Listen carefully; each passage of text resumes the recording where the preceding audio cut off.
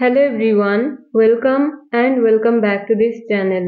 Hope you all are fit and fine and practicing English every single day. তো আজকের ভিডিওতে আবারও আমি আপনাদের সাথে শেয়ার করব 4 ধরনের ইংলিশ ফ্রেজের ব্যবহার।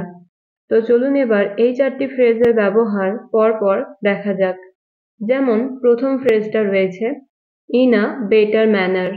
in a better manner এই ফ্রেজটার বাংলা অর্থ হলো আরো ভালোভাবে, আরো ভালোভাবে। তো এই ফ্রেজটা আমরা এই টাইপের বাক্যগুলো বলতে ব্যবহার করে থাকি। যেমন সে বিষয়টি ভালোভাবে ব্যাখ্যা করলো, তুমি প্রজেক্টটি আরো ভালোভাবে করতে পারতে, তোমাকে আরো ভালোভাবে ইংরেজি প্র্যাকটিস করতে হবে। সো এই প্রতিটা বাক্যে এই যে রয়েছে আরো ভালোভাবে, এই কথাটাকে ইংলিশে বলতেই কিন্তু আমাদের সেন্টেন্সে ব্যবহার করতে হবে in a better manner, in a better manner। তো চলুন তাহলে এবার এই বাক্যগুলোকে ইংলিশে দেখা যাক। যেমন প্রথম বাক্যটা রয়েছে সে বিষয়টি আরো ভালোভাবে ব্যাখ্যা করলো।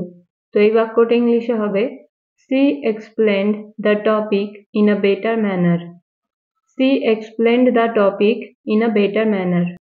পরের বাক্য তুমি প্রজেক্টটি আরো ভালোভাবে করতে পারতে, you could do the project in a better manner, you could do the project in a better manner। তোমাকে আরো ভালোভাবে ইংরেজি প্র্যাকটিস করতে হবে, you have to practice English in a better manner, you have to practice English in a better manner। এইবার রুমটা আরো ভালোভাবে সাজাও, এইবার রুমটা আরো ভালোভাবে সাজাও, decorate the room in a better manner this time, decorate the room in a better manner this time। So এবার একটা বাক্যের ইংরেজি আপনারা বলবেন। বাক্যটা হলো তোমাকে পরীক্ষার জন্য আরো ভালোভাবে প্রস্তুত হতে হবে, তোমাকে পরীক্ষার জন্য আরো ভালোভাবে প্রস্তুত হতে হবে। ওকে, সো এটা ছিল প্রথম ফ্রেজের ব্যবহার। এবার দেখা যাক নেক্সট। নেক্সট হলো I am privileged, I am privileged। এই ফ্রেজটার বাংলা অর্থ হলো আমি গর্বিত বা ভাগ্যবান। যখন আমরা কোনো সেন্টেন্সে এরকম বোঝাবো যে আমি গর্বিত কোনো কাজের জন্য বা কোনো কিছুর জন্য আমি নিজেকে ভাগ্যবান মনে করি, এরকম অর্থে I am privileged এই ফ্রেজটার ব্যবহার হয়ে থাকে। যেমন এমন যত্নশীল বন্ধু পেয়ে আমি গর্বিত, এই প্রকল্পের অংশ হতে পেরে আমি গর্বিত, আজ আপনার সাথে দেখা করে আমি গর্বিত। তো এই প্রতিটা বাক্যে আপনারা দেখতে পাচ্ছেন যে কোনো কিছুর জন্য আমরা গর্বিত অনুভব করছি। তো যখন আমরা কোনো সেন্টেন্সে বোঝাবো যে আমরা কোনো কাজের জন্য বা কোনো কিছুর জন্য নিজেকে গর্বিত মনে করি, এরকম অর্থেই কিন্তু এই ফ্রেজটার ব্যবহার হয়ে থাকে I am privileged, I am privileged। ওকে, তো চলুন এবার এই বাক্যগুলোকে ইংলিশে দেখা যাক। যেমন প্রথম বাক্যটা রয়েছে এমন যত্নশীল বন্ধু পেয়ে আমি গর্বিত। এই বাক্যটা ইংলিশে হবে I am privileged to have such caring friends, I am privileged to have such caring friends। পরের বাক্য এই প্রকল্পের অংশ হতে পেরে আমি গর্বিত, I am privileged to be a part of this project, I am privileged to be a part of this project। আজ আপনার সাথে দেখা করে আমি গর্বিত, আজ আপনার সাথে দেখা করে আমি গর্বিত, I am privileged to meet you today, I am privileged to meet you today। One more example, এত ভালো বিশ্ববিদ্যালয়ে পড়তে পেরে আমি গর্বিত, এত ভালো বিশ্ববিদ্যালয়ে পড়তে পেরে আমি গর্বিত, I am privileged to study in this great university, I am privileged to study in this great university। So আশা করছি আপনারা বুঝতে পারলেন যে কিভাবে এই ফ্রেজটার ব্যবহার করে আমরা ইংলিশে এই টাইপের বাক্যগুলোকে বলতে পারি। তো এবার এই ফ্রেজটা দিয়েও আপনাদের একটা বাক্যের ইংরেজি নিজেদের বলতে হবে। তো বাক্যটা হলো তাদের সাহায্য করতে পেরে আমরা গর্বিত, তাদের সাহায্য করতে পেরে আমরা গর্বিত। তো এটা কিন্তু খুবই একটা ইজি সেন্টেন্স বলা যায়। আশা করছি আপনারা এই বাক্যটার ইংরেজি সবাই বলতে পারবেন। সো এটা ছিল 2 নম্বর ফ্রেজের ব্যবহার। সো এখানে পরের ফ্রেজটা রয়েছে before hand. Before hand, before hand এই ফ্রেজটার বাংলা অর্থ হলো আগে থেকেই বা পূর্বে। Means doing something earlier before a certain time or event. তো যখন আমরা সেন্টেন্সে এরকম বোঝাবো যে কোনো কাজ আমরা আগে থেকেই করেছি, এরকম অর্থে এই বিফোর হ্যান্ড এই ফ্রেজটার ব্যবহার হয়ে থাকে। যেমন তুমি যদি আসো তাহলে আগে থেকেই আমাকে জানিয়ে দিও। এই বাক্যটা ইংলিশে হবে please let me know beforehand if you are coming. Please let me know beforehand if you are coming.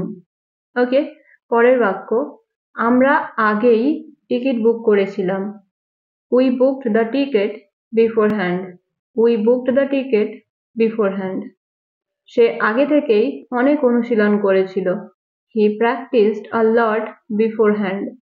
He practiced a lot beforehand. Okay, one more example.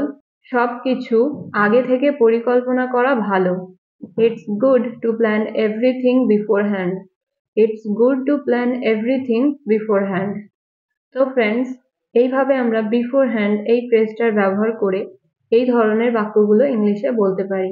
তো আমাদের মনে রাখতে হবে যে যখন আমরা কোনো কিছু আগে থেকেই করে নেব, এরকম অর্থে ইংলিশে এই ফ্রেজটার ব্যবহার হয়ে থাকে। ওকে, সো এবার আপনাদের প্র্যাকটিসের জন্য একটা সেন্টেন্স। আমি আগে কখনোই এই সিনেমাটা দেখিনি। আমি আগে কখনোই এই সিনেমাটা দেখিনি। সো এই বাক্যটা ইংলিশে আপনারা কিভাবে বলবেন? Late me no in the comments. So এটা ছিল 3 নম্বর ফ্রেজের ব্যবহার। এবার আমরা দেখব সব থেকে শেষের ইংলিশ ফ্রেজটার ব্যবহার। সব থেকে শেষের ইংলিশ ফ্রেজটা হলো পেন ডাউন। পেন ডাউন এই ফ্রেজটার বাংলা অর্থ হলো লেখা বা লিখে রাখা। যখন আমরা কোনো কিছু সংক্ষিপ্ত আকারে লিখে রাখি তখন সেটাকে ইংলিশে বলা হয় pen down. Pen down. For example, অনুগ্রহ করে তোমার ভাবনাগুলো লিখে ফেলো। Please pen down your thoughts. Please pen down your thoughts. Okay, পরের বাক্য মিটিং এর গুরুত্বপূর্ণ বিষয়গুলো লিখে রাখতে হবে। I need to pen down the important points from the meeting. I need to pen down the important points from the meeting. পরের বাক্য ভুলে যাওয়ার আগে আইডিয়াগুলো লিখে ফেলো। Before you forget, pen down the ideas.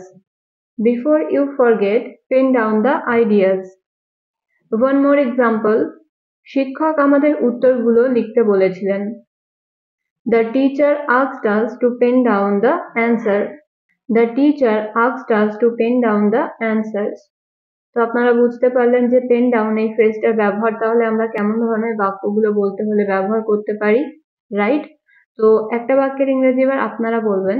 বাক্যটা হলো সে একটি সুন্দর কবিতা লিখেছিল। সে একটি সুন্দর কবিতা লিখেছিল। এই বাক্যটা আপনারা ইংলিশে কিভাবে বলবেন কমেন্টে লিখে জানান। এই ছিল আজকের ভিডিও।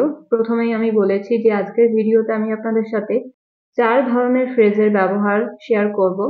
তো অলরেডি আমি আপনাদের সাথে 4 ধরনের ফ্রেজের ব্যবহার দেখালাম। তো এবার আপনাদের কাজ হলো এই ফ্রেজগুলোর ব্যবহার করে আরো বেশি বেশি সেন্টেন্স নিজেরা বানিয়ে প্র্যাকটিস করার। সো আজকের ভিডিও আমি এখানেই শেষ করতে চলেছি। সো যদি মনে হয় আপনারা ভিডিওটা থেকে নতুন কিছু শিখতে পারলেন তাহলে অবশ্যই ভিডিওটা লাইক করবেন, শেয়ার করবেন এবং কমেন্ট করবেন। So that is it for today's video. Thank you so much for watching. Stay happy and keep learning.